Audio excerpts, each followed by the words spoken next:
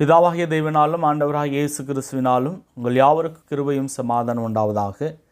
இந்த நாளிலே சுய திருப்தி மிகப்பெரிய பாதகத்தை உண்டாக்கும் என்கிறதான தலைப்பின் கீழாக தேவனுடைய வார்த்தையிலிருந்து சில ஆலோசனைகளை நாம் கேட்போம். இன்றைக்கு நிறைய பேர் என்ன பண்ணுறாங்கன்னா, சுய திருப்தி அடைந்து கொள்வர்களாக இருக்கிறார்கள். நான் பண்ணுகிறதானே இந்த ஜெபம் போதும், நான் தேவனுக்கு கொடுக்கிறதானே இந்த காணிக்கையின் அளவு போதும், நான் செய்கிறதான இந்த நற்கிரியின் அளவீடு போதும், இதை நான் இப்படி செய்கிறேன் அப்படி செய்கிறேன் என்று சொல்லி என்ன பண்ணுறாங்கன்னா, தன்னுடைய மனதில் பெரிதாக அவர்கள் நினைத்து கொள்கிறார்கள். நான் எப்பொழுதுமே என்னுடைய வேதத்தை என்னுடைய கரங்களில் வைத்திருந்தால் நான் பரிசுத்தவனாக முடியாது.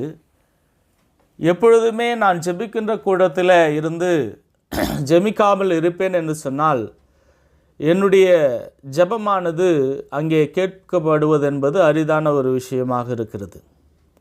ஆக பிரியமானவர்களே, இந்த கால வேளையில் நாம் புரிந்து கொள்ள வேண்டியதான ஒரு விஷயம் என்னவென்று சொன்னால், நான் எப்பொழுதுமே ஒருவர் ஜெபிக்கின்றதான ஒருவர் அருகிலே நான் இருப்பேன் என்று சொன்னால் நான் அந்த கிரியை செய்தாற் போல ஏற்றுக்கொள்ளப்பட மாட்டாது.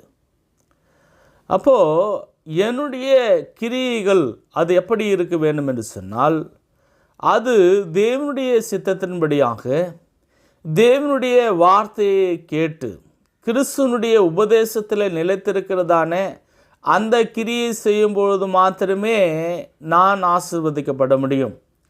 வாசிப்போம். மத்தேயு 7ஆம் அதிகாரம் 21 23 வசனங்களை நாம் வாசிக்கும் பொழுது, பரலோகத்தில் இருக்கிற என் பிதாவின் சித்தத்தின்படி செய்கிறவனே பரலோக ராஜ்யத்தில் பிரவேசிப்பான், அல்லாமல் என்னை நோக்கி கர்த்தாவே கர்த்தாவே என்று சொல்கிறவன் அதில் பிரவேசிப்பதில்லை.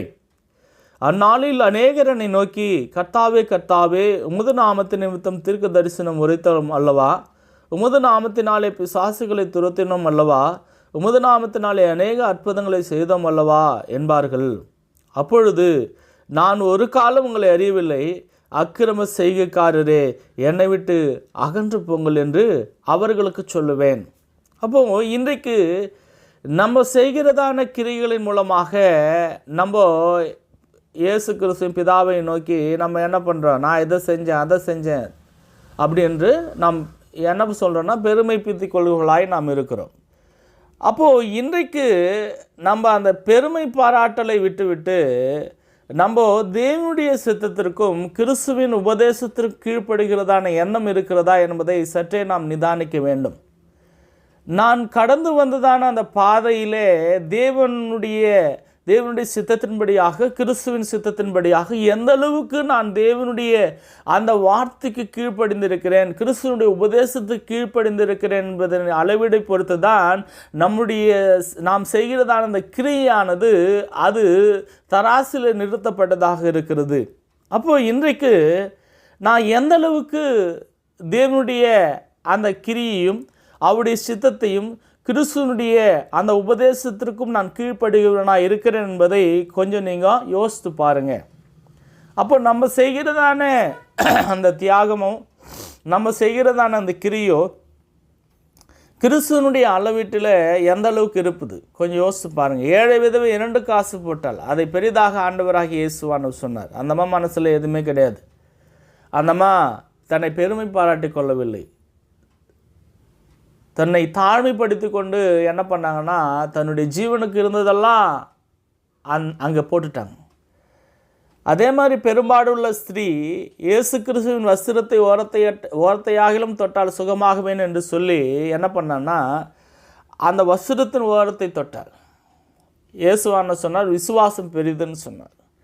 அப்போது இன்றைக்கு தேவனுடைய சமூகத்தில் இருக்கிற நம்ம ஒவ்வொருவரும் நம்ம என்ன பண்ணுறோம், தேவனுக்காக நம்ம எதை பண்ணுறோம் என்கிறதான அளவீட்டில் அதை குறித்து கொண்டு இதை நான் செஞ்சேன், இதனால் தேவனை ஆசீர்வதிக்கணும், இவ்வளோ நேரம் ஜெபம் பண்ணேன், தேவன் என்னுடைய ஜெபத்தை கேட்கணும், இவ்வளோ நேரம் நான் ஊழியத்தை செஞ்சேன், அதனால் இந்த ஆசீர்வாதத்தை எனக்கு தரணும் அப்படின்னு சொல்லி நம்ம அதையே நினைத்து கொண்டு இருக்காதவண்ணும் மாறாக தொடர்ச்சியாக தேவனுடைய வார்த்தைக்கு எந்த அளவுக்கு நாம் வேரூன்றி நிற்கணும், நம்முடைய விசுவாசத்தின் அஸ்திபாரமானது எந்த அளவுக்கு அது வலிமையானதாக இருக்க வேண்டும் என்பதை நீங்கள் சற்றே புரிந்து கொள்ள வேண்டும்.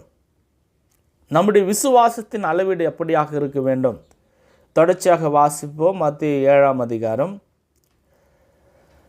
24 நாம் வாசிக்கும் பொழுது, ஆகியால் நான் சொல்லிய இந்த வார்த்தைகளை கேட்டு இவளின்படி செய்கிறவன் எவனோ அவனை கன்மலையின் மேல் தன் வீட்டை கட்டின புத்தியுள்ள மனுஷனுக்கு ஒப்பிடுவேன்.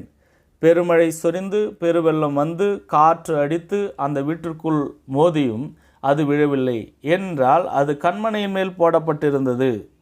நான் சொல்லிய இந்த வார்த்தைகளை கேட்டு இவளின்படி செய்யாதிருக்கிறவன் எவனோ அவன் தன் வீட்டை மணலின் மேல் கட்டின புத்தியில்லாத மனுஷனுக்கு ஒப்பிடப்படுவான். பெருமழை சொரிந்து பெருவெள்ளம் வந்து காற்று அடித்து அந்த வீட்டின் மேல் மோதின போது அது விழுந்து முழுவதும் அழிந்தது என்றார். இயேசு இந்த வார்த்தைகளை சொல்லி முடித்த போது அவர் வேதபாரகரை போதியாமல் அதிகாரமுடையவராய் அவர்களுக்கு போதித்தபடியினால் ஜனங்கள் அவருடைய போதத்தை குறித்து ஆச்சரியப்பட்டார்கள்.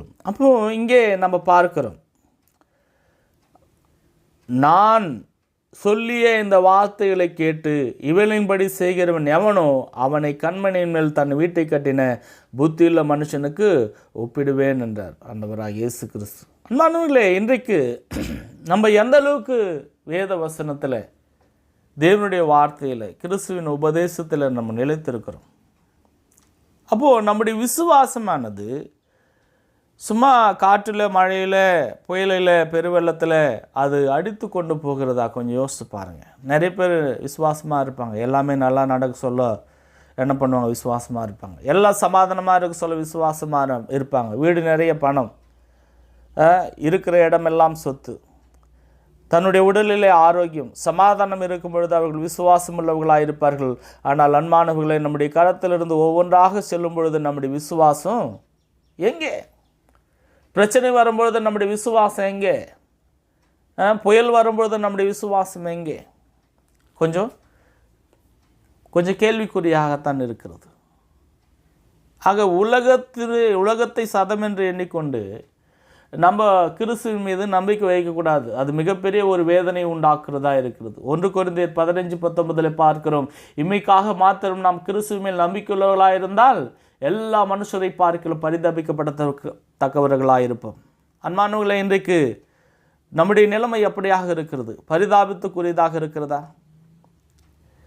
நான் கிறிஸ்துவுக்காக, தேவனுக்காக நான் செய்ய வேண்டியதான மிகவும் அடிப்படையான விஷயத்தை செய்வதற்கு என் வாழ்க்கை போராடி கொண்டிருக்கிறத கொஞ்சம் யோசித்து பாருங்கள். இன்றைக்கு நான் எப்படிப்பட்டவனாக இருக்கிறேன்? விசுவாசத்தில் உறுதியுள்ளவர்களாய் நம்முடைய அஸ்திபாரம் கண்மணியின் மேல் போடப்பட்டதாக இருக்கிறதா? நம்முடைய விசுவாசம் எப்படிப்பட்டதாக இருக்கிறது? அது உறுதியாயும் அசையாமல் அது திடமாயும் இருக்கிறதா? பிரச்சனைகளினாலே அது சோர்ந்து போகிறதா இருக்கிறதா? கொஞ்சம் யோசித்து பாருங்கள். ஆக நாம் இந்த காலை வேளையில் நாம் புரிந்து கொள்ள வேண்டியதான ஒரு விஷயம் என்னன்னா, நம்முடைய கிரியையானது அது எப்படிப்பட்டதாக இருக்கிறது? தேவனுடைய சமூகத்தில் நம்ம ஒப்பு கொடுப்போம். தேவன் தாமே இந்த நாளை ஆசீர்வதிப்பாராக.